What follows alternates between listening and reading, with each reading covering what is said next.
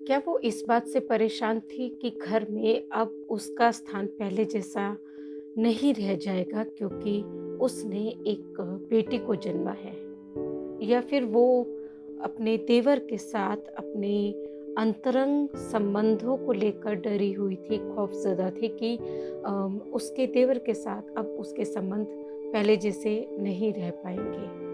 क्या यही 2 कारण थे जिसकी वजह से उसने अपने देवर और देवरानी के नवजात बच्चे की हत्या कर दी?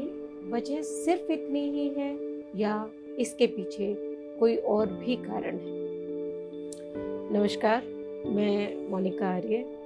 नवजात शिशुओं को बचाने की मुहिम पालोना में आपका एक बार फिर स्वागत है। आज हम जिस केस की चर्चा करने जा रहे हैं इस केस की डिटेल्स जब आप जानेंगे तो ये सोचने पर मजबूर हो जाएंगे कि हम परिवार में किस पर विश्वास करें और किस पर नहीं। इस पर हम आगे चर्चा करें, इसके बारे में मैं आपको बताऊं उससे पहले एक बार फिर मैं आपसे ये अपील करना चाहूँगी कि अगर आपको लगता है कि हम सही दिशा में बढ़ रहे हैं, हम अच्छा काम कर रहे हैं, नवजात शिशुओं को बचाने में हमारे ये छोटे-छोटे प्रयास एक महत्वपूर्ण भूमिका निभा सकते हैं, तो प्लीज़ हमें सपोर्ट कीजिए। हमारे चैनल को सब्सक्राइब कीजिए और यहाँ जो केस स्टडीज़ हम आपसे डिस्कस करते हैं, डिटेल में जो फैक्ट्स बताते हैं या जो आपसे अपील करते हैं, काइंडली आप उसके बारे में अपने सर्किल में भी बात कीजिए और उन्हें उन घटनाओं को, उन स्टोरीज़ को आप अपने सर्किल में भी अपने दोस्तों के साथ, अपने जो कोवर्कर्स हैं, आपके कलीग्स हैं, उनके साथ, आप अगर स्टूडेंट हैं तो अपने फेलो स्टूडेंट्स के साथ, अपने फ्रेंड्स के साथ, अपने परिवार में उन सबको शेयर कीजिए। हो सकता है कि आपके शेयर करने से लोग अवेयर हो जाएँ और ये बच्चों की हत्या हो रही है, नवजात शिशुओं की हत्या हो रही है, उसे रोका जा सके। अब हम इस घटना पर आते हैं। ये जो घटना है, ये अभी तक जो घटनाएँ हमने आपको बताई हैं, ये उससे एकदम अलग है। ये डायरेक्ट इन्फेंटिसाइड मतलब ये एकदम सीधे-सीधे प्रत्यक्ष तौर पर किसी बच्चे की हत्या करने का मामला है। और ये घटना क्या हुई वो पहले मैं आपको बता देती हूँ। भारत के एक राज्य के एक शहर में 1 अगस्त को एक बच्चे का जन्म होता है। 3 अगस्त को उस बच्चे को डिस्चार्ज करवा के घर लेके आया जाता है। घर में सभी लोग बहुत खुश हैं, जश्न का माहौल है और इसके पीछे 2 प्रमुख वजह हैं। एक तो ये कि बच्चा अपने आप में ही बच्चे का जन्म होना वो हमारे देश में उत्सवी माहौल का कारण बन जाता है। दूसरी बात कि जिस घर में इस बच्चे का जन्म हुआ वहाँ पहले से 3 बच्चियाँ थीं और इस पर जिस बच्चे ने जन्म लिया वो एक लड़का था। हमारे यहाँ अभी भी समाज का एक तबका ऐसा है जिसे लगता है कि लड़के लड़कियों से श्रेष्ठ होते हैं और उनके जन्म लेने पर अपेक्षाकृत ज़्यादा खुशी मनाई जाती है। या आप इसको इस तरह से भी देख सकते हैं कि 3 बच्चियाँ पहले से थी और 1 बेटा होता तो कहीं न कहीं एक बैलेंस होता है। एक वो सबकी ये ख्वाहिश रहती है कि घर में ठीक है लड़का-लड़की में कोई बहुत अंतर नहीं है, लेकिन अगर ये बैलेंस बने मतलब बच्ची भी हो, बच्चा भी हो तो ये अच्छा माना जाता है। इसको पॉजिटिवली देखते हैं। तो ख़ैर ये हो सकता है कि ये सिर्फ़ जो मामला था ये बाकी किसी परिवार में होता तो ये जो मेल चाइल्ड है उसका इशू नहीं होता, लेकिन यहाँ इस परिवार में ये लड़के का होना ही किसी को चुभ गया, उसको अखर गया। 3 अगस्त को बच्चे की माँ को डिस्चार्ज करवा के घर लाया गया। 4 अगस्त को जब उस बच्चे की माँ बच्चे को साथ में लेकर सो रही थी, उसी दौरान वो बच्चा वहाँ से गायब हो गया। बच्चे को काफ़ी ढूँढा गया, इतना छोटा बच्चा है, 4 दिन का बच्चा है, अभी जस्ट जन्म हुआ है उसका और वो माँ के पास से अचानक कहाँ गायब हो जाता है। वो चल नहीं सकता है, जो बच्चा बोल नहीं सकता है, वो घर से कहाँ गायब हो गया।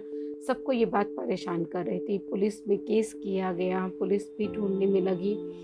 एक बार को पुलिस को लगा कि शायद कोई अंतर्राज्यीय बच्चा चोर गिरोह है जिसने उस बच्चे को वहाँ से गायब करवा लिया।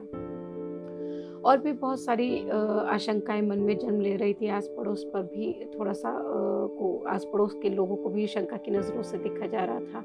लेकिन जब इस मामले की पूरी सच्चाई सबके सामने आई तो हर कोई व्यक्ति हैरान रह गया, क्योंकि ऐसा तो उन्होंने सोचा ही नहीं था। हुआ ये था कि ये जो बच्चा है 2 दिन के बाद अब गायब हुआ है 4 तारीख को। 6 तारीख को इस बच्चे का शव अपने ही घर की पानी की टंकी से मिलता है।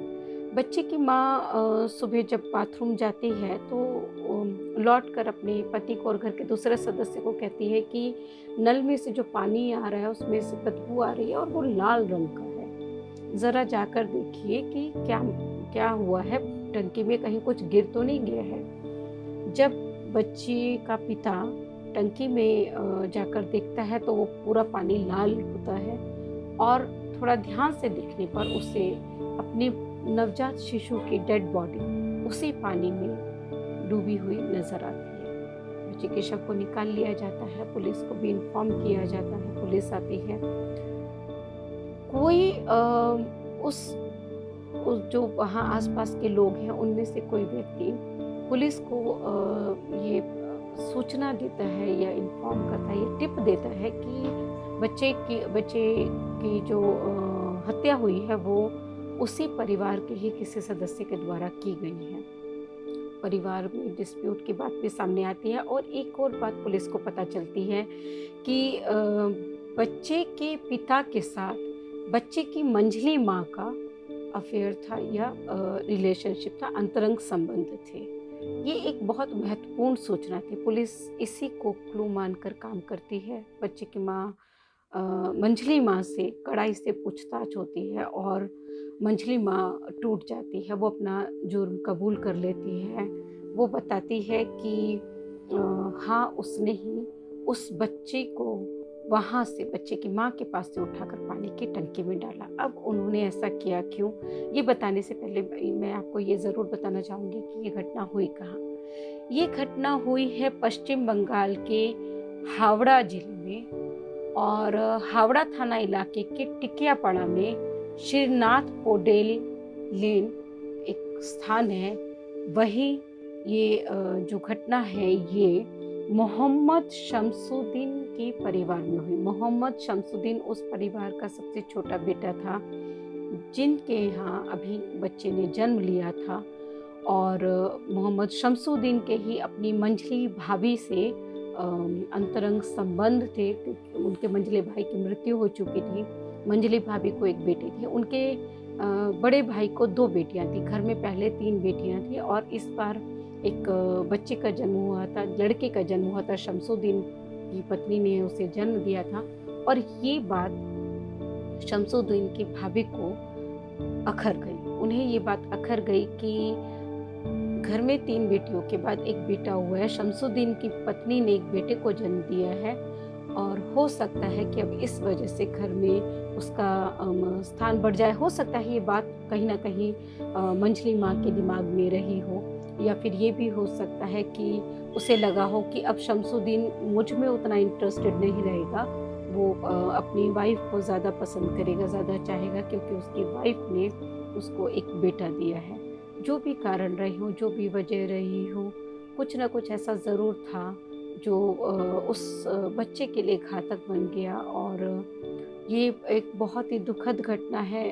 बेटा हो या बेटी हो, कोई भी हो, सभी का जीवन महत्वपूर्ण है। इसलिए हम ये बार बार अपील करते हैं कि आप इन नवजात बच्चों को लेकर थोड़ा भी लापरवाह मत रहिए। कोई भी वजह हो सकता है, ये भी हो सकता है कि शमसुद्दीन की पत्नी और मंझली भाभी जो है शमसुद्दीन के, उनमें पहले से ही कुछ कन्फ्लिक्ट होते रहे हों, कुछ झगड़े होते रहे हों जो अभी मीडिया रिपोर्ट्स में सामने नहीं आए हैं। दुखद ये है कि एक बच्चा जिसको कि अभी एक पूरा जीवन जीना था, इस खूबसूरत दुनिया को देखना था, वो नहीं बच पाया और उसकी हत्या हो गई। ये दुखद है। इस तरह की घटनाएं नहीं होनी चाहिए और इन पर रोक लगाने के लिए ज़रूरी है कि हम सब इन बच्चों को लेकर अलर्ट रहें, सावधान रहें। शुक्रिया।